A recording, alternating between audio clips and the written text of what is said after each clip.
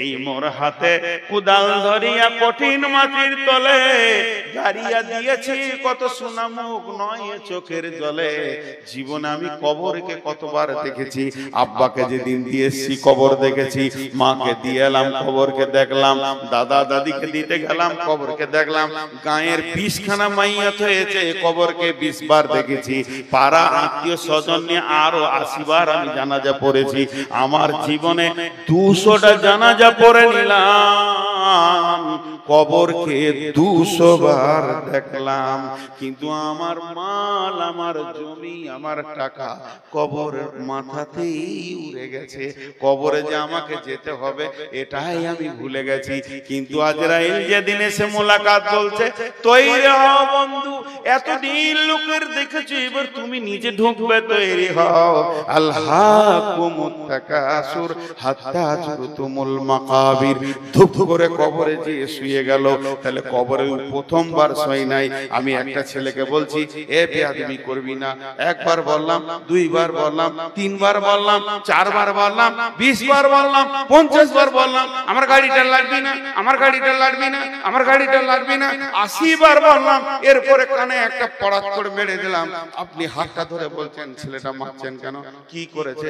তুমি কি জানো না ওকে আমি 80 বার বলেছি? এটা কি তোমার খেয়াল নাই? আল্লাহ বলছে, তোকে কি আমি হঠাৎ টেনে নিয়েছি নাকি? তোকে আমি হঠাৎ কবরে ভরেছি? এটা কোনোদিন বলবি না। অঙ্ক করে দেখা, তোকে যখন জীবিত ছিলি তোকে কতবার আমি কবর দেখিয়েছি। আমার নবীকে দিয়ে কবরের পাশে গেলে নেকি হয় এটা আমি বলেছি।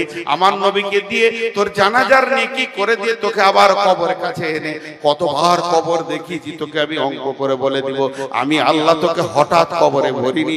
তোকে না হলেও 200 বার জীবনে, তোকে 50 বছরের জীবনে তোকে 200 বার কবরে এনেছি, আর কবরকে দেখিয়েছি, আর কবরে শুয়াতে দেখিয়েছি।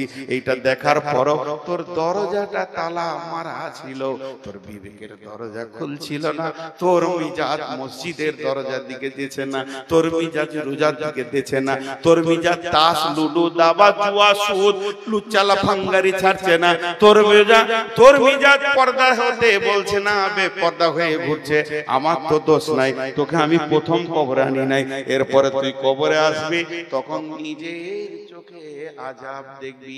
সাদ বিন আক্কাস রাদিয়াল্লাহু তাআলা আনহু, যার জানাজায় 70,000 ফেরেশতা এসেছিল, তার কবরে পিছানি হয়েছে। আম্মা জান ফাতেমা কবরের হয়ে কেঁদেছেন, আম্মা জান আয়েশা কবরের হয়ে কেঁদেছেন, আম্মা জান খাদিজা কবরের হয়ে কেঁদেছেন। সাহাবীরা সারা রাত্রি ডুকরে ডুকরে কেঁদেছেন। হযরত উমরের মতো লোক কবরের হয়ে কেঁদেছে। তোদের মধ্যে ভয় নাই? তুই যে বলবি আমাকে আল্লাহ হঠাৎ নিয়ে এসেছে, এ কথা তোর আমি শুনবো না। কিন্তু কবরে যাওয়ার পর কাল্লা সাওফা তা'লামুন, সেই দিন বিবেকের দরজা খুলবে, লাভ হবে না, লাভ হবে না, লাভ হবে না। অ্যাক্সিডেন্ট হয়ে পড়ে গেলি, এইবার মনে পড়েছে খাল ছিল, লাভ হচ্ছে না, মূর্তি হচ্ছে। সুম্মা কাল্লা সাওফা তা'লামুন কাল্লা লাউ তা'লামুন ইলমাল ইয়াকিন, এখন তোর ইয়াকিন বেড়ে যাবে, বিশ্বাস বেড়ে যাবে। লাতারাবুন্নাল জাহিন, তুই দেখবি জাহান্নামকে 2 চোখে, আযাব তোকে টিপে ধরছে। জাহান্নাম থেকে হুর হুর করে তোর কাছে আগুন আসছে, সাপ বিছুতে ডাঁস মারছে, একবার মারছে 70 গজ মাটির নিচে করে দেবে, আবার মুখ দিয়ে টেনে তুলবে। ওর বিষ এত যাতনা, যদি আল্লাহ ওদেরকে পৃথিবীতে একটা বিষ দেওয়ার ক্ষমতা দিত, সবুজ আলো দেখতে পেতে না। সেই তোকে কষ্টগুলো চলছে, তোগুলো দেখবি দেখবি দেখবি, কোনো কাজ হবে না। তোকে বহুবার খবর দেখিয়ে তোর বিবেকের দরজাটা হুড়কা লেগেছিল, তা খুলে দিতে পারিনি রে বান্দা, এর নাম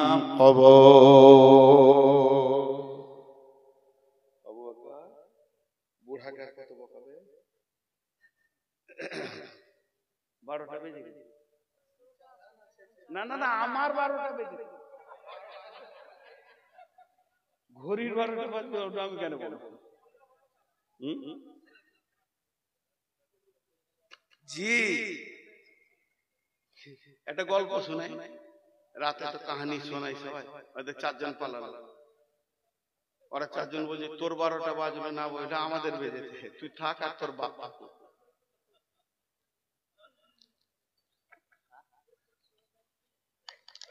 জি, একটা রাজা, এটা আমার বায়নার সাথে কোনো মিল নেই, আপনাদের একটা গল্প শুনেছি, এটা বায়নার উদাহরণ।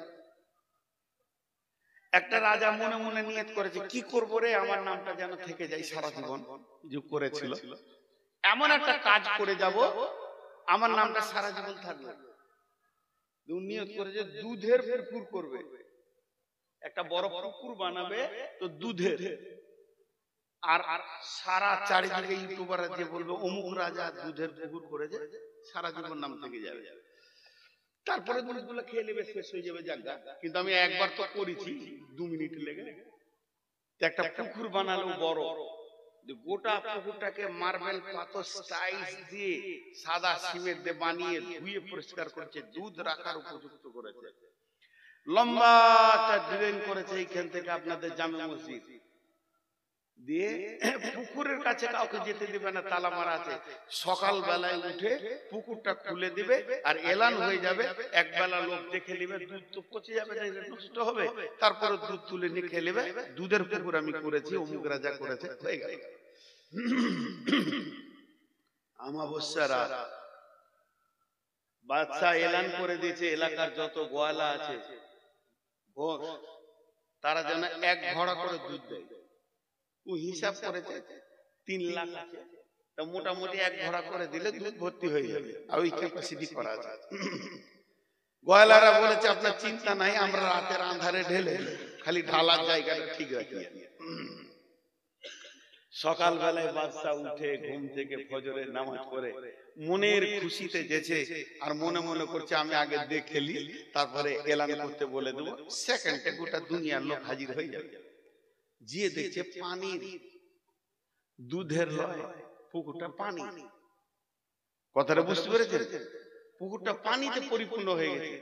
দিয়ে বাদশা এলান করা বাদে সৈন্যকে বলছে যতটি গোয়ালা আছে নিয়েছে ভর কারখানায় ভরেছে, একটা করে ধরছে আর পিটাইছে। কি দিয়েছিলি বল? স্যার আমি মনে করেছিলাম সবাই দুধ দিবা, আমি 1 ঘড়া পানি দিয়ে হয়ে যায়। শেষকালে পানি দিয়ে সবাই, দুধ আর কেউ দেয়। তাহলে অবস্থা খুব খারাপ, ওর মন হলো না। এই যে আমার অসুখ, খালি পেটে 380 সুগার, ভরা পেটে 375, ডাক্তার বলছে খবরদার রাত জেগেন না, 12টার পরে শুয়ে যান। সব জলসালারা বলছে খালি আজকে, বুঝতে পারছেন কিনা? আমার কিন্তু ফাঁকা পড়ছে না। গতকাল কালারা বলছে আজকে, কালকা থেকে দেবেন, আর 2টো রসগোল্লা দিয়ে বলছে আজকে খাবেন। আমাদের এখানকার ভালো ওষুধ রসগোল্লা এলাকা। আর যদি কোন ডাক্তার বসে যাচ্ছে কক ফক গাছ গাছারা, ওষুধ নিয়ে এসে সকালে হাজির, এতে সুগারের ওষুধ এতগুলা হাজির হয়ে গেছে। কার খাবো আর কার খাবো না, সবাই আমার শরীরের উপর দিয়ে এক্সপেরিয়েন্স চালাইছে, দেখি একে যদি ভালো করতে পারি। তো ভাইরা আমার, কষ্ট তো কষ্টই। তো আমি আর আপনাদেরকে বেশি বিরক্ত করবো না, কিছুক্ষণ চালাচ্ছি, ছেড়ে দিচ্ছি না, হালকা সময় থাকবো, আপনারা হালকা সময় থাকেন, একসাথে দোয়া করে ভাঙবো ইনশাআল্লাহ। তা আমি এখন যেটা আপনাদের সামনে বক্তব্য রাখছি, এটা একটা বিষয়, তার নাম হলো কবর। কবর থেকে বড় হুঁশিয়ার।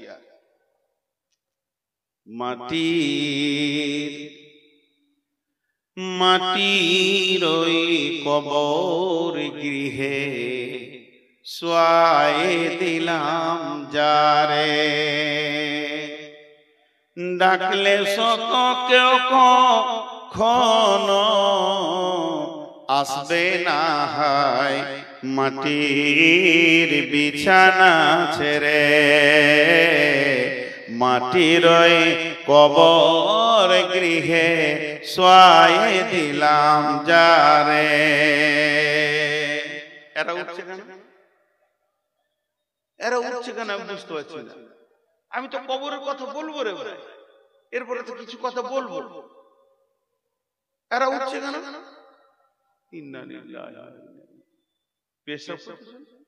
আমি কি পাগল নাকি? একসঙ্গে কার জমিতে করবো? সেই জায়গাটা তো ধ্বংস। বসেন আপনারা, কিছু লোক আছে এই ধরনের, অভ্যাস খারাপ। নবী রাসূল সাহাবা ইমাম নবী রাসূল সাহাবা ইমাম আল্লাহর ওলি যত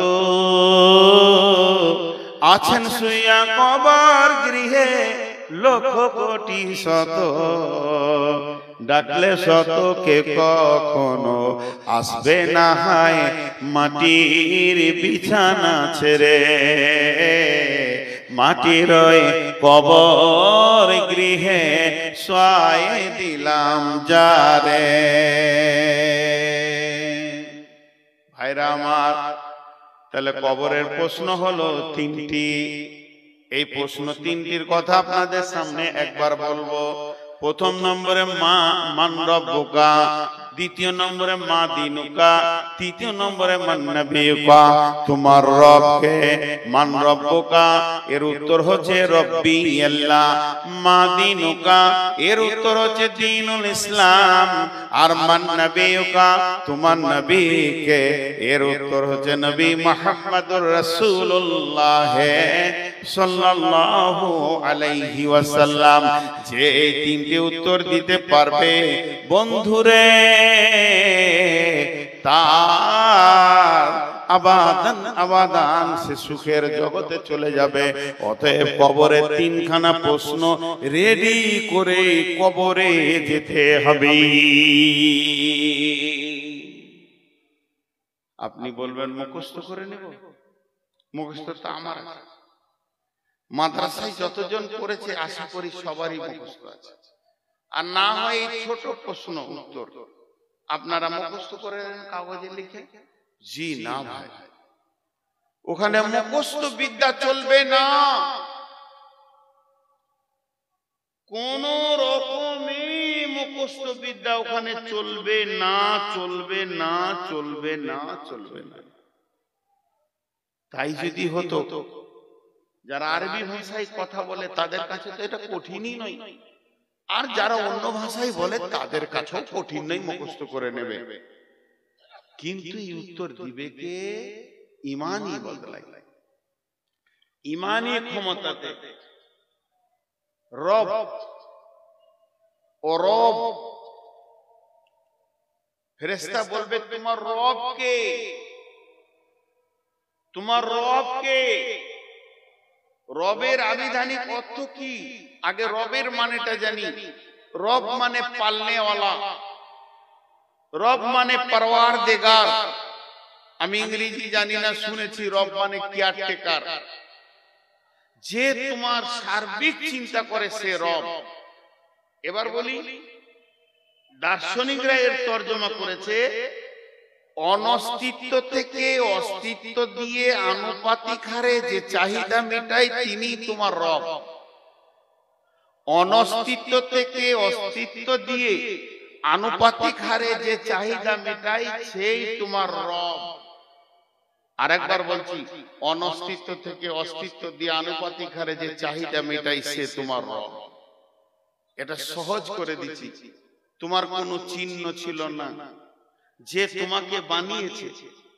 তোমার কোনো চিহ্ন ছিল না, যে তোমাকে বানিয়েছে। বানিয়ে তোমার খাওয়া দাওয়া সুখ দুঃখ সব চিন্তা তার হাতে আছে, সে তোমার রব। তোমার খাওয়া দাওয়া সুখ দুঃখ সব চিন্তা যার হাতে আছে সে তোমার রব।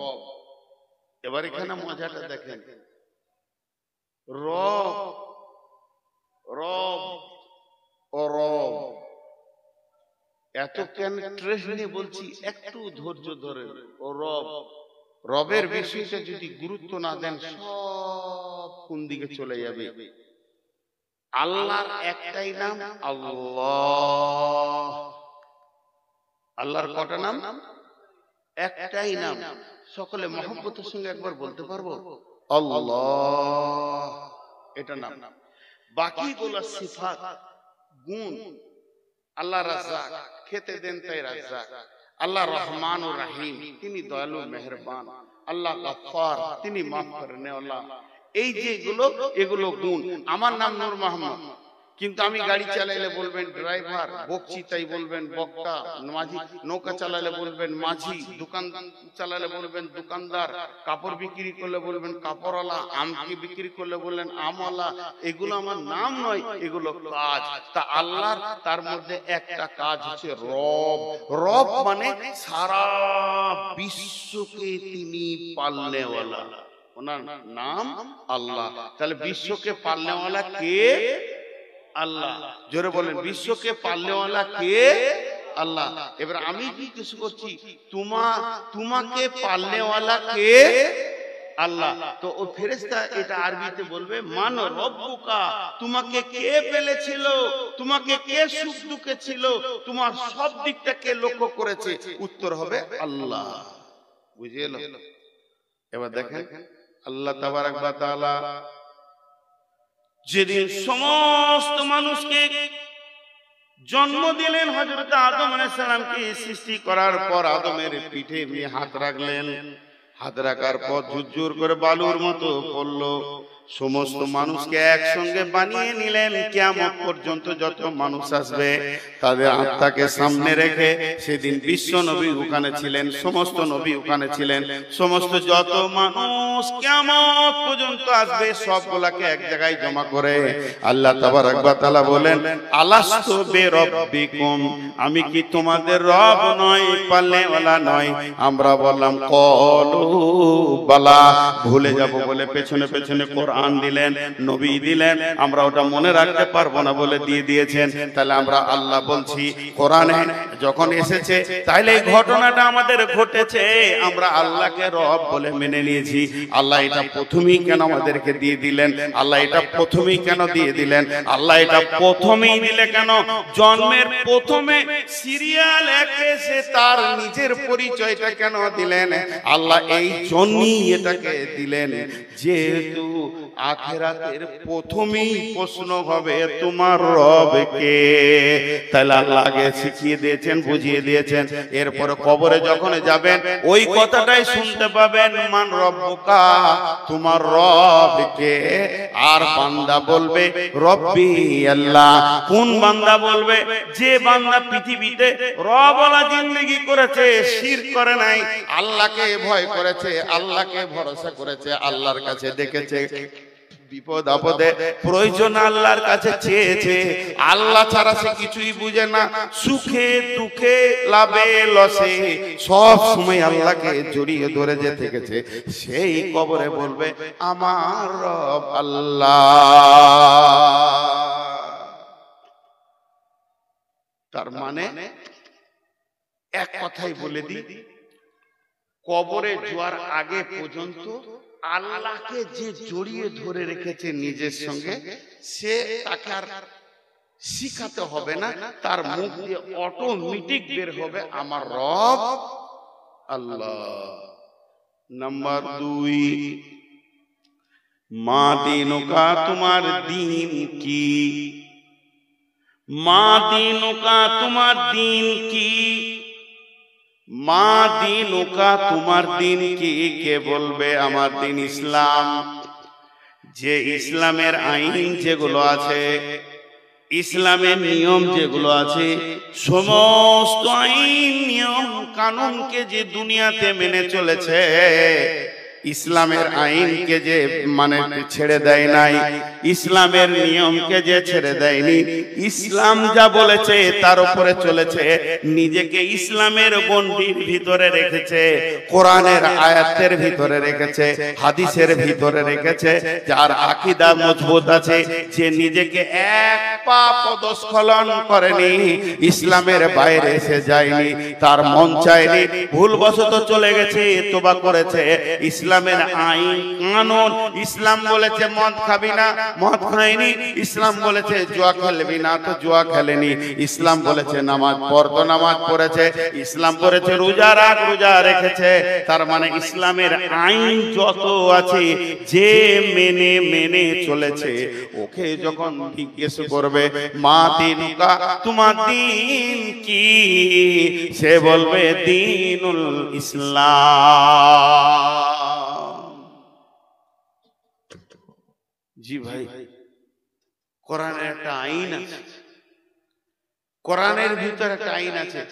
একটু বুঝানোর জন্য বলি, আপনাদের অত্র এলাকায় এরকম লোক আছে কিনা একটু হানা বলবেন।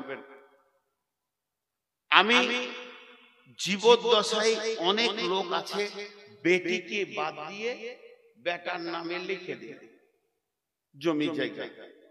এমন আছে 4টা বেটা, সব বেটাকে বাদ দিয়ে ছোটটাকে দিয়ে দিলে ডিহি বাড়ি। এই লোক আপনাদের এলাকায় আছে? জলে বলেন আছে। আছে। ও কি ইসলাম মেনে নিতে পেরেছে? আপনি বলেন মেনে নিতে পেরেছে? পারেনি। ও যদি ইসলাম মানতো চুপচাপ থাকতো, মাল আমার নয়, মাল আল্লাহর, আমাকে রাখাল বানিয়েছে তাই আমি রেখেছি, আমি মরবো, আমার কোরআন ফয়সালা দিবে কে লিবি কতটা, ঝামেলা শেষ। তাহলে ইসলামের আইনে কোন রকম আমি নিজে কিছু করব না, ইসলামকে ইসলামের মতো করে রেখে দিব। তো ওই লোকটা যখন কবরে যাবে ওকে জিজ্ঞেস করবে তোমার দিন কি? ও বলবে আমার দিন ইসলাম। মান নবিয়ুকা, মান নবিয়ুকা, তোমার নবীকে।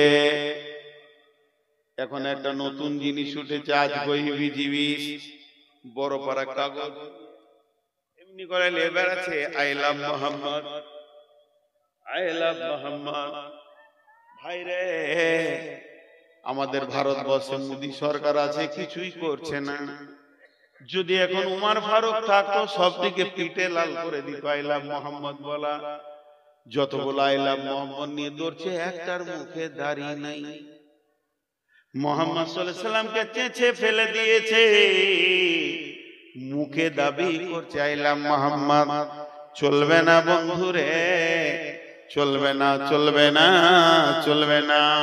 তার কারণ আমার বডিতে নবী মুহাম্মদ সাল্লাল্লাহু আলাইহি সাল্লাম থাকবে, তবে আমি বলবো আই লাভ মোহাম্মদ। আমার এই যে দাড়িটা, এটা কার কাছে পেয়েছি? এটা আমি রেখেছি। এটা কার কাছে পেয়েছি? আমি নবী মুহাম্মদ সাল্লাল্লাহু আলাইহি সাল্লামের কাছ থেকে পেয়েছি। এই যে দাড়িগুলো কটা হালকা হয়ে ছোট হয়ে গেছে, আমি কাটতে পারছি না কেন? আমি নবী মুহাম্মদ সাল্লাল্লাহু আলাইহি সাল্লামকে ভালোবাসি, তিনি আমাকে পারমিশন দেয়নি তাই আমি কাটিনি। আমি বলবো মুহাম্মদ সাল্লাল্লাহু আলাইহি সাল্লামকে ভালোবাসি। শুধু মুখে বললে হবে না। একটা ছেলে ছিল মদিনাতে, ওর নাম ছিল খোরাইম। খোরাইম, খোরাইম। আল্লাহ রসুল একদিন মসজিদে নববীতে বসে বসে বসে বসে আলোচনা করতে করতে করতে করতে মদিনার কোন ছেলেটা কেমন, কোন ছেলেটা ভালো, কোন ছেলেটা নেককার, কোন ছেলেটা নামাজি পরহেজগার, বলতে বলতে নবীজি খোরাইমের নাম করলো। খোরাইম খুব ভালো ছেলে, ঠিক টাইমে টাইমে নামাজ পড়ে, খুব সুন্দর ইবাদত করে। খালি দুটো জিনিস ওর খারাপ, লম্বা চুল রেখেছে, মাস্তানি চুল, আর টাকনুর নিচে কাপড় পরে। এই দুটো যদি ভালো হয়ে যেত তাহলে ওই ছেলেটা অনেক ভালো। ওই সাহাবীটা যে শুনেছে রাসূল বলছেন খোরাইম ভালো, খালি দুটি কাজ ওর খারাপ। স্বয়ং ঘুরতে ঘুরতে একদিন খোরাইমের সঙ্গে দেখা হয়ে গেল। যখনই দেখা হয়ে গেল, খোরাইমকে বলছে খোরাইম রে, তোর ব্যাপারে রাসূল মসজিদে নববীতে আলোচনা করছিল। এইদিকে ধ্যান দেন, এইদিকে ধ্যান দেন। আজাজিল শয়তান এসে এখন যখন কথা দামি হবে জেনে নেন আজাজিল শয়তান এসে। আর ওই যে লাফাঙ্গার গুলো আছে ওর এজেন্ট, প্রতি জালসায় ওরা যাবে আর ঝগড়া বাঁধাবে, দিয়ে একটা হইচই করবে। আল্লাহর রাস্তে হাতগুলো ধরে বলছি লাফাঙ্গারদের দিকে মাথা দিবেন না, এইদিকে ধ্যান দেন। খোরাইম রে, খোরাইম বলে কি? আরে মসজিদে নববীতে বসে বসে রাসূল তোর ব্যাপারে বলছে ভালো ছেলে। ওর কলজেটা বড় হয়ে গেল। হ্যাঁ ঠিক নাকি বলছিল, হ্যাঁ তোর নাম ধরে বলছে তুই ভালো। খালি আল্লাহ রাসূল বলছে দুটো জিনিস ওর খারাপ, তোর মুখটা ঝুসে গেল। খুশি যতটা হলো ঝুসে। কি খারাপ বলছে? বলছে তুই টাকনুর নিচে কাপড় পরিস, আর ওই যে চুল রেখেছিস মাস্তানি, যেটা সুন্নত নয়। আমার রাসূল এই দুটো অপছন্দ করেছে। খোরাইমান নাপিত খেলা গেল না, বাড়িতে গিয়ে নিজের মাথার চুলকে নিজে ধরছে আর চাকু দিয়ে আর কাটছে, বলছে ওরে চুল রে, তোর মতো চুলকে আমি রাখবো না, যেহেতু আমার রসুল নারাজ হয়ে গেছে, এ চুল আমি রাখতে পারি না। নিজের কাপড়টাকে কেমনি করে চাকু দিয়ে কেটে ফেরে চুলে ফেলে দিল। তুই কাপড় আমার রসুলকে নারাজ করে দিয়েছিস। এই লোকটা কবরে বলবে মান নবিয়ুকা নবী মুহাম্মদুর রাসূলুল্লাহ। খালি মুখে লয়, আমাদের দেশে পশ্চিমবঙ্গের নাম বলবো না, একটা জায়গা আছে যেখানে জালসাতে কাওয়ালি হয়, জালসাতে কাওয়ালি হয়, মালটা বিরিলি মাল হয়। আমিও গেছি ওই এলাকায় দুবার জালসা করতে, তার যাই না। তো একটা বক্তা উঠবে, একটা কোয়ালি হবে, তো বক্তাকে বসিয়ে দিয়েছে আর এখানে কোয়ালি হচ্ছে, খুব টানানা টানানা খুব মজবুত লেগে গেছে। এবার কোয়ালিওয়ালা সুর লিছে, সুর লিতে লিতে কি বলছে দেখেন, জিসকে দিল মে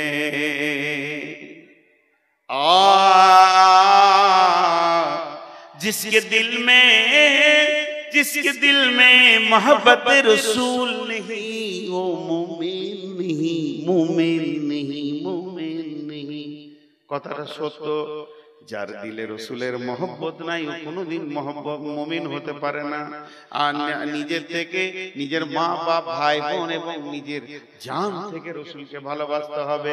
বিশ্বনবী বলেন, উমর রে, তুমি কি তোমার নিজের থেকে আমাকে ভালোবাসো? উমর বললেন না। রসুল বলেন, এখন তুমি কামেল মুমিন হতে পারোনি, তোমার ঈমান পাকা হয়নি। হযরত উমর দেখলেন না, আমি না বুঝে বলে ফেলেছি, কিন্তু আসলে আমার জান থাকতে রসুলের জানকে কাউকে দিতে দিব না। বলে হুজুর ওটা ইমোশনাল বলে দিয়েছি, এখন আমি বুঝে বলছি, আমার জান থেকে আমি ভালোবাসি। নবীজি বললেন, তুমি কামিল মুমিন হয়েছো। জঙ্গে খন্দকে আল্লাহ রাসূল তাবুর গায়ে আছে, হযরতে সাদ রাদিয়াল্লাহু তাআলা আনহু এতগুলো তলোয়ার নিয়ে ঝনক করে রেখেছে আঁধারে। রাসূল বলছে, শব্দটা উঠলো, এবারে অতগুলো তলোয়ার রাসূলের তাবুর পাশে হযরতে সাদ রাখলেন। আর আল্লাহ নবী আঁধারে ঝড় বৃষ্টিতে দেখতে পাইনি, তবে নবী আইডিয়া করে বলছে, কে সাদ নাকি? হযরতে সাদ বলেন, ইয়া রাসূলুল্লাহ, হ্যাঁ আমি সাদ এসেছি, আমি তলোয়ার নিয়ে হাজির হয়ে গেছি। বলে, কে এত রাত্রিতে কেন? বললেন, আমার মতো সাদের লাখো প্রাণ থেকে একটা নবী মুহাম্মদের প্রাণের দাম অনেক বেশি, তাই আমি তলোয়ার নিয়ে এসেছি, আপনাকে সারা রাত পাহারা দিব। হযরতে তালহা রাদিয়াল্লাহু তাআলা আনহু যখন উহুদের প্রান্তে দেখলে রাসূলকে লক্ষ্য করে তীর আসছে, একাই বুকে 180টা তীরকে গ্রহণ করেছিলেন আর রাসূলকে তীর থেকে বাঁচিয়েছিলেন। এর জন্য যার দিলে রাসূলের মহব্বত নাই ও মুমিন হতে পারে না। কোয়ালিটি ঠিকই বলেছে, ঠিকই বলেছে, একবারে ঠিক বলেছে। কিন্তু যে মৌলভী সাহেব বসে আছে ওর পরে বায়ান করবে, ওর কলজেটা জ্বলছে ওর কথা শুনে। দেব সভাপতি বলছে, এরপরে নূর মোহাম্মদ এলো, তো লোক তো জানে যে নূর মোহাম্মদ উঠেছে মানে কোয়ালি বলবে না, প্রথমেই বলবে আসসালামু আলাইকুম, দিয়ে বলবে আলহামদুলিল্লাহি নাহমাদুহু ওয়া নাস্তাঈনুহু ওয়া নাস্তাগফিরুহু। যখনই বলেছে অমুক মাওলানা এলো, তো মাইকে সালামও দেয়নি, নাহমাদুহু বলছে না, মৌলভী সাহেব বলছে লোক বলছে ইও কোয়ালি করবে নাকি রে? ওর কোল দিয়ে জ্বলে আছে, বলছে আমারও দু লাইন শুনতে হবে রে ভাই। जिसके दिल में मोहब्बत रसूल नहीं वो मोमिन नहीं, बात तो सही मगर मेरी कवाली तो सुनो। जिसके दिल में मोहब्बत रसूल होगा, जिसके दिल में मोहब्बत रसूल होगा, उसके चेहरे पे पता चलेगा, पता चलेगा, पता चलेगा। साला কোয়ালি वाला এক ওয়াক্ত নামাজ পড়েনি, দাড়ি চেঁচে কোয়ালি করতে এসেছে। দেখো মোহাম্মদ রাসূল, একে ঝাঁটা মারার কেউ আছে, একে ঝাঁটা মারার কেউ আছে? বন্ধুরা আমার, শরীরে বডিতে রসুলকে আনতে হবে। কিয়ামতের মাঠে যখন আল্লাহ বলবেন উজিয়াল কিতাব ওয়াজিয়া বিন নাবিয়িন ওয়াস শুহাদা, হে হাসরবাসীরে আমি আমলনামা রেডি করেছি, তুমি এসো, তোমার সাক্ষী নিয়ে এসো, নবীকে সঙ্গে করে নিয়ে এসো। জান্নাতি ব্যক্তিটা গিয়ে বলবে আল্লাহ আমাকে জান্নাতের সার্টিফিকেট দেন। আল্লাহ বলবে কই রে তোর নবী? আল্লাহকে তখন বলবে আল্লাহ আপনি কুদরতের চোখ দিয়ে দেখেন আপনার নবীকে আমি সঙ্গে করে নিয়ে এসেছি। সভাপতি এবার ঘড়ি দেখছে, মনে মনে ভাবছে বক্তা কি রিং টালাচ্ছে নাকি রে, এখনো ছাড়ছে না। জি ছেড়ে দেব, কি আদায় করতে পারি? আদায় করব করব। আপনাদের এই লোকগুলো যতগুলি বসে আছেন, আল্লাহর রাস্তে সকলকে একটা কথা বলছি। আমার বক্তব্য শুরু থেকে শেষ পর্যন্ত আমি একটা বিষয় ছিলাম, কবর। গোটা বক্তব্যটা 1 মিনিটে বলবো। কবরে যেতেই হবে, সলজব হবে, উত্তর দিতেই হবে। কবর একটা এমন যাঁচের জায়গা যেখানে আপনাকে চেক করে ছানবিন করে আপনার ঈমানের সমস্ত কিছু চুন চুন করে বের করে নেবে, তারপরে পরপরে আপনার রাস্তা দেখিয়ে দিবে জান্নাত না জাহান্নাম। এই কবর হলো একটা জান্নাতের সুলঙ্গ, জান্নাতের টুকরো, আর জাহান্নামের সুলঙ্গ, জাহান্নামের গর্ত। এই জিনিসটা আমাদেরকে ভাবতে হবে। তাই কবরের জন্য বারবার রাসূল জানাজার কথা বলেছেন, তোমরা জানাজায় যাও, জানাজায় নেকি নাও, নেকি নাও। কবরে জিয়ারতের করা আছে। এখন তো কবর জিয়ারত আমরা ছেড়ে দিয়েছি। কবর জিয়ারত করলে আমি যদি আমার বাপের কবরকে যাই আর ঘরে দোয়া করি, আমার বাপের জন্য একই ব্যাপার। আমি যদি এখান থেকে দোয়া করি আল্লাহ আমার বাপের কবরটাকে জান্নাতুল ফেরদৌস বানাও, আমার মায়ের কবরটা জান্নাতুল ফেরদৌস বানাও, যে নেকিটা পাবে কবরের পাশে গেলে ওই নেকিটাই পাবে। তাহলে মুর্দার লাভ নাই, কিন্তু যে ব্যক্তি জীবিত লাভ আছে। কবর দেখলে হৃদয়টা ভয় হবে, গর্তগুলো দেখলে আমাকেও এখানে আসতে হবে, এই আক্কেলটা খুলবে। এর জন্য মাঝে মাঝে কবর যাওয়া ভালো। টাকা নিয়ে দুনিয়া সফর করলাম, কিন্তু একবার কবর সফর করলাম না। যতগুলি লোক বসে আছেন, আমি ঘড়ি দেখছি, আপনারা ঘড়ি দেখেন, আমি 5 মিনিট টাইম নিলাম, 5 মিনিট। আর সকলের হাতগুলো ধরে বলছি ভাই উঠবেন না, আমাকে তো হাত পাই ধরতে হয়, আমি শেষ বক্তা, আর কোনো বক্তা নাই। 5টা মিনিট আপনারা আমাকে দেবেন, আমি খুশি হয়ে যাব। এই জন্য আপনারা একজনও উঠবেন না। বাপ বলছি, ভাই বলছি, ছোট ছেলেদেরকে, বাবা বাবা সোনা মানিক আর মা বোনেরা যে বসে আছেন, সকলের কাছে আমি একটু হাত জোর করে আপনাদের কাছে ভিক্ষা চাইছি। 5 মিনিট, 5 মিনিট আপনারা ঘড়ি দেখে নেন, আমিও ঘড়ি দেখে নিলাম। এই 5 মিনিট মাদ্রাসার জন্য কিছু করতে হবে। যদি না করি তো মাদ্রাসাটা তো অন্যদিকে চলে যাবে। এত বড় আয়োজন, এত কষ্ট, কমিটির এত দৌড়ঝাঁপ, আর মাদ্রাসা যদি কিছু না পায় তো ভুল হবে। বিধায় এখানে কয়েকজন দিয়েছে, কি আছে, জাকির সীতাপাহাড়ি থেকে আত্তার সাহেব ফেরের জন্য 5000 টাকা, জাকির হোসেন 2 বস্তা সিমেন্ট দিয়েছে, সালামত দিয়েছে 1 বস্তা সিমেন্ট, আর রেজিনা দিয়েছে 2 প্যাকেট সিমেন্ট, হাসিম দিয়েছে 5 প্যাকেট সিমেন্ট। মহিলাদের মহল থেকে এসেছে 12,922, বেনামিতে 5000, আর কৈসুদ্দিন সাহেব 20,000 টাকা। এগুলো টাকা এসেছে। এই দেখেন আমি হাতে পায়ে ধরলাম, তাও দুজন উঠছে। বাপজি আপনাদের পায়ে ধরছি, বসে 5 মিনিট, 5 মিনিট ক্ষতি হয়ে যাবে না বাবা, ক্ষতি হয়ে যাবে না। হ্যাঁ, যিনি টাকা দিবেন উনি উঠেন, যদি কিছু দেন এদিকে আসেন। যদি এই 5 মিনিটের ভিতরে 2000, 5000, 1000 যারা দিবেন তারা উঠে এদিকে আসেন, পেছন দিয়ে যেন না ভাই আমার, আমরা একসঙ্গে দোয়া করে সারবো। জি, আর এই ছেলেরা বাবরে আমার জন্য, আমার তরফ থেকে একবার চাদর নিয়ে যাও, যার কাছে যা আছে চাদর, 2-3টে চাদর ঢুকে যাও, 2-3টে চাদর। ভাই 5 মিনিটের মধ্যে 1 মিনিট হয়ে গেল, আর 4 minute. Miss Bahauddin 10 packet cement, চলে যাবে না। এই ছেলে যাও যাও যাও, ওয়াহেদ আলী বসপুরডাঙ্গা থেকে 1000 টাকা। ভাই আছে, দেন, জাযাকাল্লাহ। আই ছেলে বলো আরো চাদর যাও, আরো চাদর দাও। চটচট করে আপনারা পকেট থেকে পয়সা রেডি করেন। আমি একদম 5 মিনিট হলে আমার ওয়াদা ঠিক রাখবো। এই শোনো, ওই পেছন দিকে যাও, পেছন দিক থেকে এদিকে এসো, কারণ এরা আমাকেও দিয়ে দিতে পারবে, এরা বুঝে কম। পেছন দিক থেকে এদিকে এসো। হ্যাঁ, এতক্ষণে ছেলে চালাক আছে। জি, এবার বলেন আল্লাহ পেছন দিক থেকে সামনের দিকে এসো, ঠিক আছে?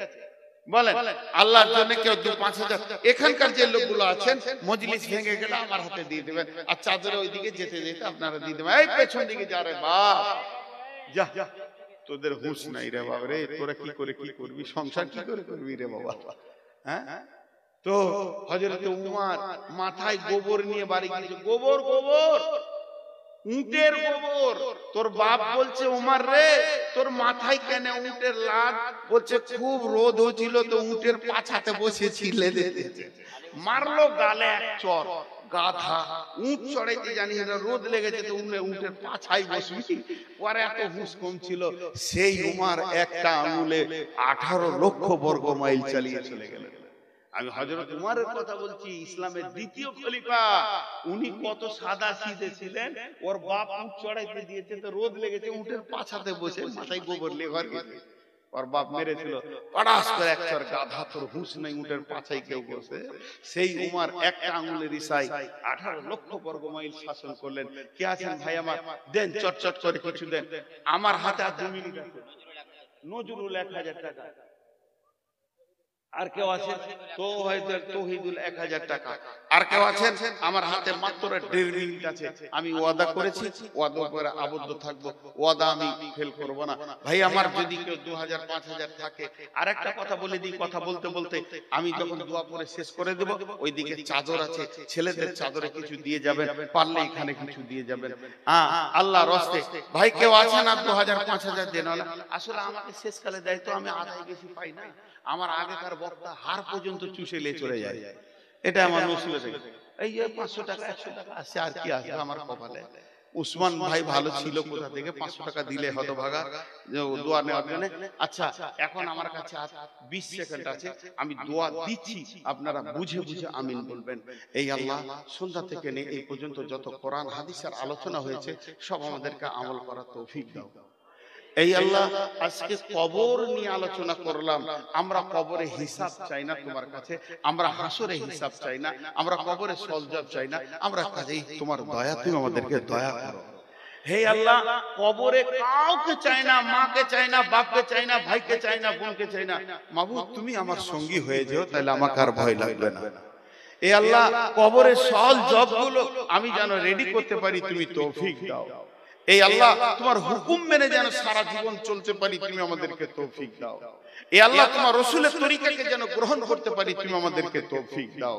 এই আল্লাহ, দ্বীন ইসলামের যত রুলস কানুন আছে এগুলো মেনে নিতে পারি, তুমি আমাদেরকে তৌফিক দাও। এই আল্লাহ, সন্ধ্যা থেকে এই পর্যন্ত যতগুলো কালেকশন হয়েছে সব কালেকশন গুলো তুমি কবুল করে নাও। শুধু এখানে নয়, শুধু সীতা পাহাড়িতে নয়, ইসলামকে বাঁচানোর জন্য সারা পৃথিবীতে যত লোক টাকা দিচ্ছে আল্লাহ তুমি কবুল করে নাও। এ আল্লাহ, আমাদের মা বাপ ভাই বোন আত্মীয় স্বজন শিক্ষক ডাক্তার মাস্টার ইমাম মুয়াজ্জিন আর আউলিয়া ওলি গাউস কুতুব আব্দাল যতগুলো কালেমা নিয়ে কবরে গেছে আল্লাহ তাদেরকে মাফ করে দাও, আল্লাহ তাদেরকে ক্ষমা করে দাও। সকালে দোয়া পড়েন, আমার টাইম হয়ে গেছে। সুবহানাকা আল্লাহুম্মা ওয়া বিহামদিকা ওয়া আশহাদু আল্লা ইলাহা ইল্লা আনতা আস্তাগফিরুকা ওয়া আতুবু ইলাইকা। আপনারা উঠতে পারেন।